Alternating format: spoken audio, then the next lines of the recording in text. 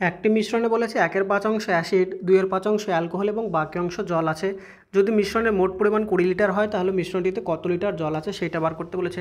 তো এখানে আমাদের টোটাল যে মিশ্রণটা আছে সেটা আছে 20 লিটার। সেই 20 লিটারের মধ্যে অ্যাসিড আছে আমাদের বলেছে 1/5, তারপরে বলেছে অ্যালকোহল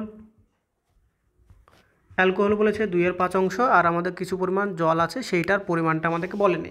এবার এখানে দেখো আমাদের টোটাল পরিমাণ যদি 1 হয় সেটা থেকে যদি আমরা 1/5 প্লাস 2/5 যদি মাইনাস করি তাহলে আমরা টোটাল জলের অনুপাতটা পেয়ে যাব। তাহলে এখানে আমরা জলের অনুপাতটা কত হবে 5, আর উপরে হবে 3/5, তার মানে হচ্ছে 2/5, এইটা পাবো টোটাল জলের পরিমাণ। তাহলে এখানে আমরা পেলাম 2/5।